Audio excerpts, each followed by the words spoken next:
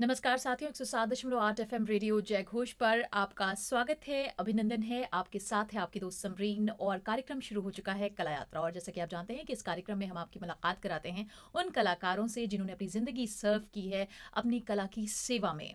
और एक बात अगर मैं आपसे कहूं कि उत्तर प्रदेश में लोक गायन जो है वो अब उसी तरह से फल फूल रहा है जैसे वो एक ज़माने में हमारी पहली पसंद हुआ करता था। ये इसे अगर प्राचीनतम कलाओं में कहा जाए तो ये कहना अतिशयोक्ति नहीं होगी। तो इसी सिलसिले को आगे हम बढ़ाएंगे उमेश चंद्र कनौजिया जी के साथ। बहुत बहुत स्वागत है उमेश जी आपका हमारे स्टूडियो में। उमेश जी, अमूमन क्या होता है कि जब हमारा बचपना होता है तो हम तमाम तरह के ड्रीम्स देखते हैं कि हमें डॉक्टर बनना है, इंजीनियर बनना है, बहुत सारे ऐसे ग्लैमरस फील होते हैं जो हम चुनते हैं। लेकिन लोक गायन अपने आप में बहुत अलग तरह का फील्ड है जिसे आपने एज अ करियर चुना। कब डिसाइड किया और कैसे आपका इससे वो जुड़ाव और वो मोहब्बत हुई?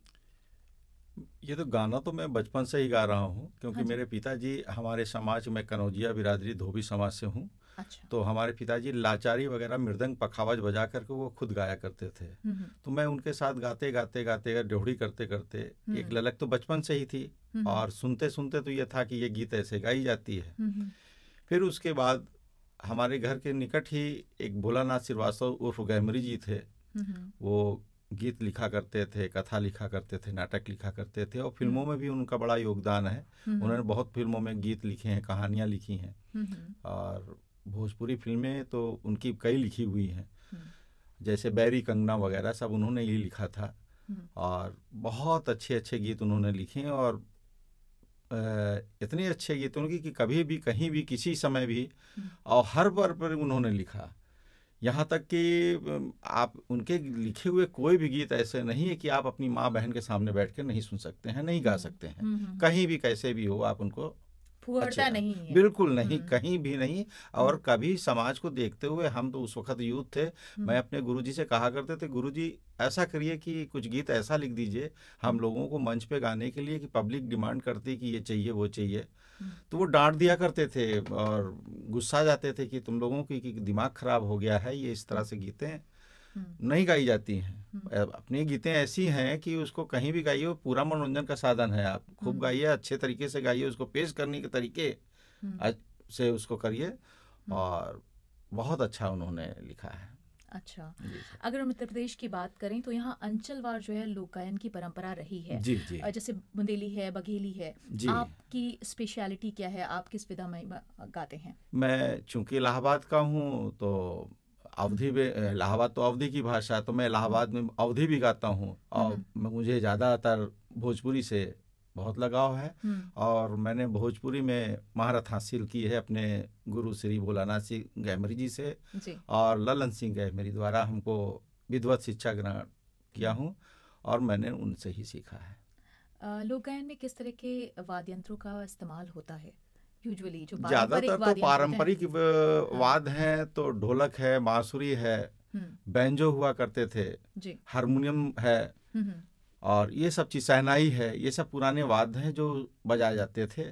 और एक ढपली होती थी, हुड़ुक होता था, उसको बजा कर लोग गाते थे और उसी में अपना डांस करते थे, उसी में अपना सुख ढूंढा करते थे। आप अवधी में और भोजपुरी में गाते हैं तो इसके लिए मुख्यतः कौन से वाद्य यंत्रों का इस्तेमाल होता है? जैसे अलग अलग शैलियों के लिए होता है या नहीं, मैं भोजपुरी में गाता हूँ, अवधी भी गाता हूँ, तो उसमें ढोलक, तबला, हारमोनियम, बांसुरी और बैंजो का इस्तेमाल मैं करता हूँ। मुख्यतः यही इस्तेमाल होना भी चाहिए।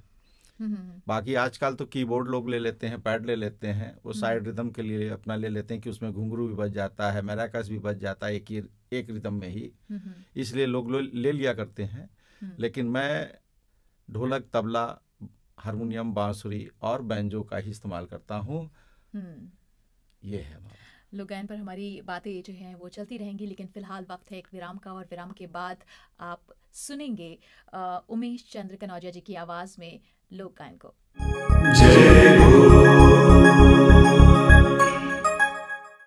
विराम के बाद कला यात्रा में आपका फिर से स्वागत है। हमारे साथ इस वक्त स्टूडियो में मौजूद हैं लोक गायक उमेश चंद्र कनौजिया जी और बातों का सिलसिला हमारा जारी है, लेकिन अब वक्त है कि हम कुछ आपकी ज़ुबानी सुने।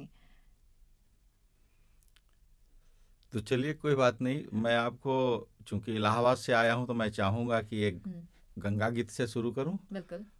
और जैसे आज़ादी का महोत्सव चल रहा है तो मैं चाहूँगा कि देश को समर्पित उन शहीदों के लिए भी मैं 2 लाइन गा सकूं। तो सर्वप्रथम मैं आपको एक गंगा गीत सुनाता हूँ। अरे काल काल बाहे जहाँ, काल काल बाहे जहाँ, दूधवा के धार गंगा मैया हो गंगा मैया हो, धानी तोरी महिमा पार गंगा मैया हो, धानी तोरी महिमा पार। सोने के किरीनिया जे झूलना झुलावे, सोने के किरीनिया जे झूलना झुलावे, हास के पवन नीत चावर डुलावे, हास के पवन नीत चावर डुलावे। देई के आशीष दूनों, देई के आशीष दूनों, बीह से किनारे गंगा मैया हो गंगा मैया हो, धानी तोरी महिमा पार गंगा मैया हो, धानी तोरी महिमा पार। वाह, बहुत खूबसूरत उमेश जी। और अगर हम बात करें कि जब आप मंच पर गाते हैं तो वेशभूषा का क्या महत्व होता है, और आप जिस शैली में गाते हैं उसमें किन किन परिधानों का इस्तेमाल होता है? धोती कुर्ता और एक पगड़ी, कांधे पर कंधावर कह लीजिए, गमछा उसको रखते हैं, और सर पर पगड़ी होती है। ग्रामीण अंचलों में जो पगड़ी बांध करके हम अपने मूड में चलते हैं, गोरू चराने या कुछ धान काटने, गेहूं काटने, बोने जाने, तो एक गमछा जरूर होता है, क्योंकि वो बहुत काम में आता है गमछे। मन हुआ बिछा लिया, मन हुआ मुँह हाथ धो कर पोंछ लिया बदन को, नहा लिया। और दूसरी एक और अच्छाई उसमें ये है कि जब हम बोझ उठाते हैं तो कमर में उसको बांध लिया तो हमारी पेट वेट उखड़ने का दुनिया खत्म हो जाती है। फिर वो उससे कुछ नहीं, कितनी भी बोझ उठा लीजिए, उठा के अपने अकेले घर को चल दीजिए। तो ये सब वो बहुत जो चीज़ें हैं हमारे गांव घर में हमारे बुजुर्गों ने किया है, उसी का इस्तेमाल होता है। सर्दियों का मौसम है और इस वक्त अगर बात की जाए तो धान की फसल के काटने का वक्त है। हाँ, है ना। और ये जो काम होते हैं इतने ज़्यादा हार्ड होते हैं, और उसमें अगर गायन शामिल हो जाता है तो काम बहुत आसानी से हो जाता है। तो हम चाहेंगे कि आप हमारे श्रोताओं और दर्शकों को इस वक्त फसल पे अगर कोई गीत गा के सुनाए तो।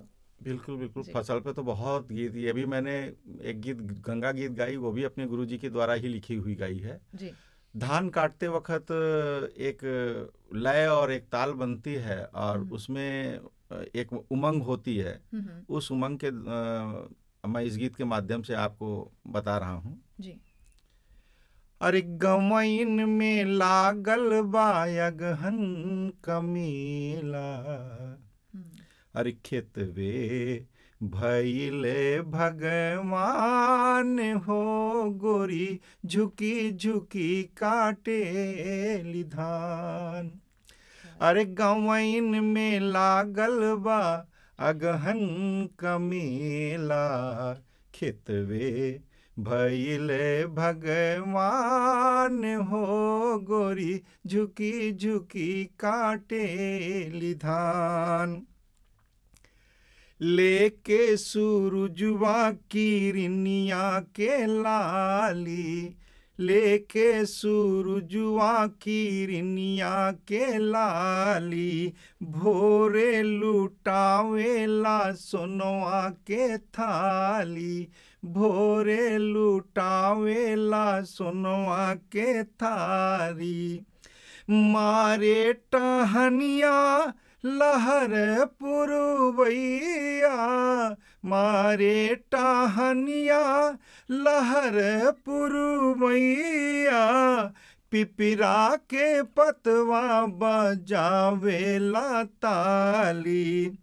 पनघट पोखरिया पे झांझर बजेला, बगिया में नाचे बिहान, कि हो गोरी झुकी झुकी काटे लिधान, हो गोरी झुकी झुकी काटे लिधान, गवैन में लागल बा अगहन कमेला, खेतवे भइले भगवान, हो गोरी झुकी झुकी काटे लिधान।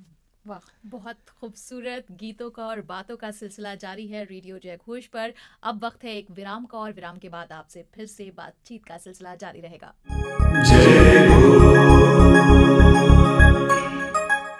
एक बार फिर से स्वागत है आपका रेडियो जय घोष पर। कार्यक्रम चल रहा है कला यात्रा, और हमारे साथ इस वक्त मौजूद हैं उमेश चंद्र कनौजिया जी, और हम बातचीत कर रहे हैं लोक गायन पर। लोक गायन की अगर बात की जाए उमेश जी, तो आज का जो दौर है, आप देख रहे हैं कि यूथ का वो कनेक्शन नहीं है लोक गायन से, लेकिन जब हम फिल्मी गानों की बात करें और उसमें अगर लोकगीत शामिल हो जाता है तो वो बड़ा हिट हो जाता है, वो बड़ा पॉपुलर हो जाता है। तो ये शक्ति तो है लोकगीत में, लेकिन फिर भी यूथ कनेक्ट क्यों नहीं कर पा रहा है? यूथ कनेक्ट इसलिए नहीं हो पा रहा है कि यूथ धीरे से धीरे इस विधा से दूर होता जा रहा है। फुहड़ता जितनी नज़दीक आती जा रही है, लोग इससे दूर होते जा रहे हैं। लोग सुनना पसंद नहीं करते। आज जगह जगह पे इसका विरोध हो रहा है, और लोक संगीत में, भोजपुरी लोकगीत में इतनी फुहड़ता आ गई, इतनी नंगता आ गई है कि लोग बिल्कुल देखना सुनना नहीं पसंद। अगर बता दीजिए कि आप लोकगीत कलाकार हैं, भोजपुरी लोकगीत, कह रहे वही गाते होंगे जो जैसे आजकल यूट्यूब वगैरह पे चल रहे हैं, फेसबुक वगैरह पे चल रहे हैं। तो इससे लोग दुनिया हो गई हैं।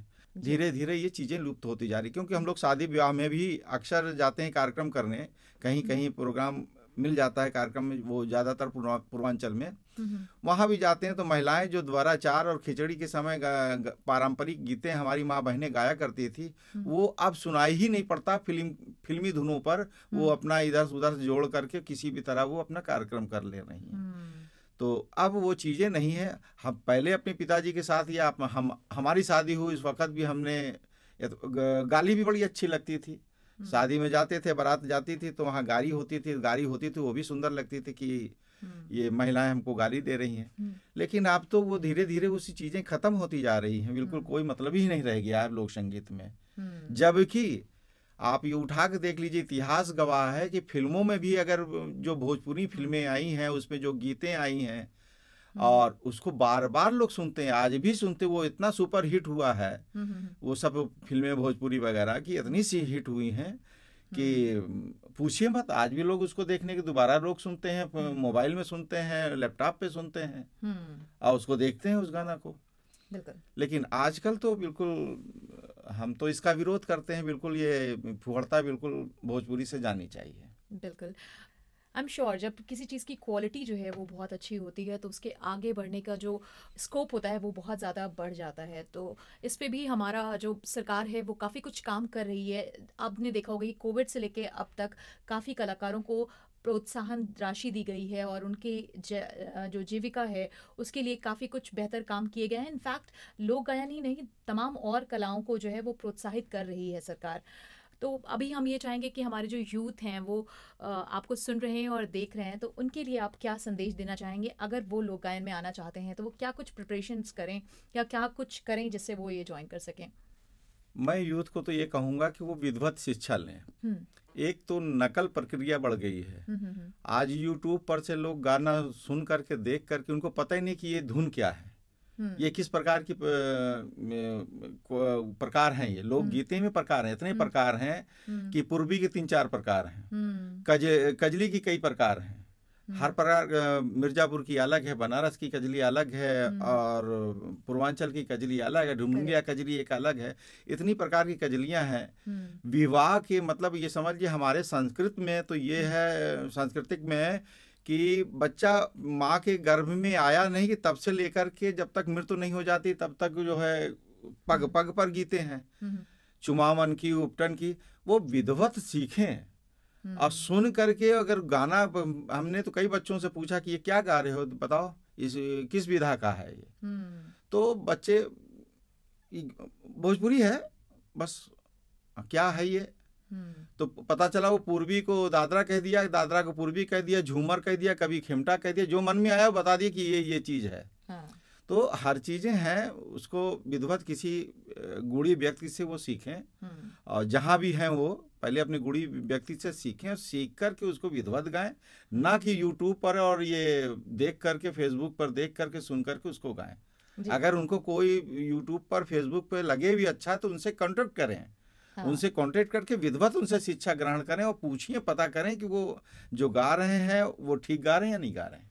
बिल्कुल, ऐसे तो सोशल मीडिया पे बहुत सारे प्लेटफॉर्म्स हैं जहाँ पर आप चीज़ें और गायन जो है वो सीख सकते हैं, लेकिन ज़रूरी है कि आप एक्सपर्ट्स की राय जो है वो ज़रूर लें, मतलब वक्त दर वक्त आप उनसे इस्लाह कराते रहें। और इसी के साथ हम अपने इस कार्यक्रम को यहीं पर समाप्त करते हैं। अगले अंक में आपके मुलाकात कराएंगे किसी और मेहमान के साथ। फिलहाल अपनी दोस्त समरीन को दीजिए इजाज़त। उमेश जी, आप आए, अपना कीमती वक्त दिया, इसके लिए बहुत बहुत धन्यवाद। Thank you.